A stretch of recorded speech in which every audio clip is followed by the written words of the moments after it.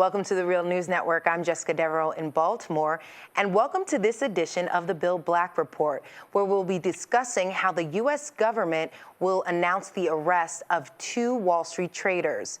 The traders are in trouble not for defrauding homeowners or state governments, but rather because they lost their employer, J.P. Morgan, a lot of money and harmed their reputation by covering up the size of the multi-billion-dollar losses. Here to discuss all this is Bill Black.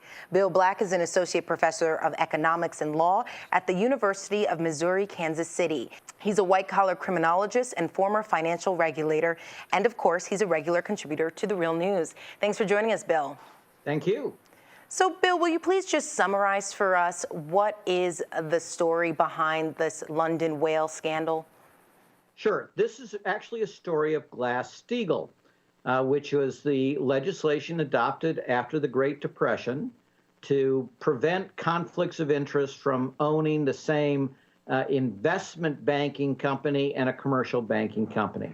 And we got rid of Glass-Steagall, which had been a brilliant success in the next to last year of the Clinton administration.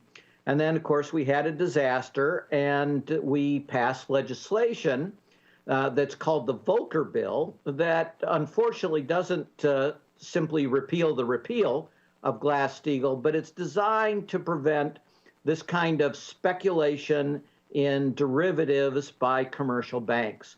Now, the game is that all the big commercial banks don't admit that they're doing massive speculation. They call it hedging or something else, but in reality, it was supposedly a huge source of revenue for J.P. Morgan, until, of course, it all blew up, and it turned out they weren't hedging at all. They were taking enormous risks. They lost the risks. They doubled down, and they actually ended up tripling or even quadrupling their losses, and then they decided to cover it up. Now, these are not Wall Street traders, by the way. These are City of London traders. And that's happening for a reason, because the City of London won the competition in laxity. And so much of the sleaziest activity in the largest commercial banks in the world moved to the City of London, including the so-called London whale, the huge trader for J.P. Morgan. But that's also where the LIBOR scandal has been, the HSBC money laundering scandals, et cetera, et cetera, et cetera. So there's something very rotten in the heart of the financial industry in the City of London. So the first thing, of course, is good news. The Justice Department says it's actually going to prosecute somebody who was at least maybe a modestly large bank official. Bad news, not going to try the corporation, not going to bring a criminal case against the top leadership, not even going to bring a criminal case against the guy whose trades, the so-called London whale, actually caused the disaster. So just going to apparently bring a prosecution against the guys that covered it up. This has anything to do with the financial crisis. This occurred after the financial crisis, so the Justice Department record of refusing to prosecute anybody elite who actually caused the financial crisis is going to remain intact, but at least they've remembered that it is possible to prosecute at least the minnows in the large banks, and I guess we need to say hurrah.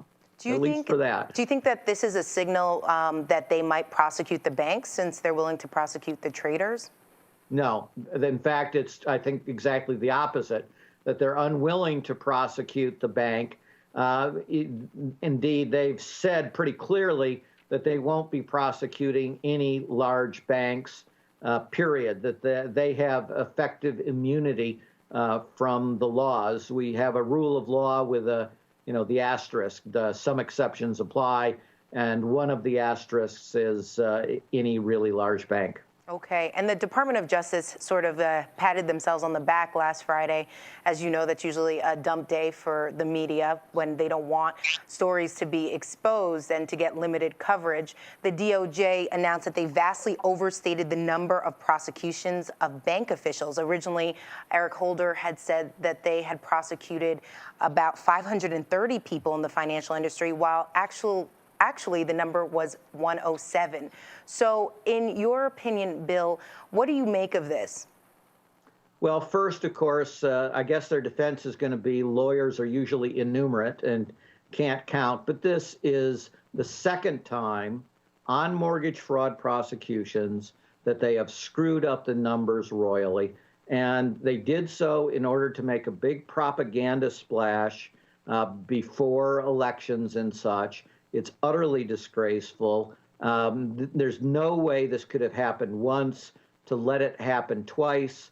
And there's a really good reportage on this by Jonathan Weil, who pounded and pounded Justice Department to get the right numbers. And they kept promising and promising, and finally they refused to even answer his emails. And then, as you say, without any real apology, they just dumped this on a dead Friday afternoon, hoping that they would get away. So it's bad enough to make a horrific mistake twice. It's bad enough to utterly fail in their duty to prosecute these folks, but to be such cowards and liars about it. I mean, I was a Justice Department lawyer. It makes me sick. Okay, here at The Real News, too, we're always trying to advance the story a bit and think of solutions. What do you think the government could do to rein in Wall Street? If you could just give us a couple of your thoughts. Well, the first thing is to take on the systemically dangerous institutions and get rid of them. You should not allow them to grow, and you should give them 5 years to shrink to the point where they no longer pose a global risk to the world economy. The second thing that you need to do is actually get an attorney general. So you need to fire Holder. You need to replace the heads of the regulatory agencies who are refusing to regulate. You need to reinstall Glass-Steagall, and you need to repeal the Commodities Future Modernization Act, which created the regulatory black hole for derivatives. Those would be a good start. Okay, thanks so much for joining us, Bill. Thank you. And thank you for joining us on The Real News Network.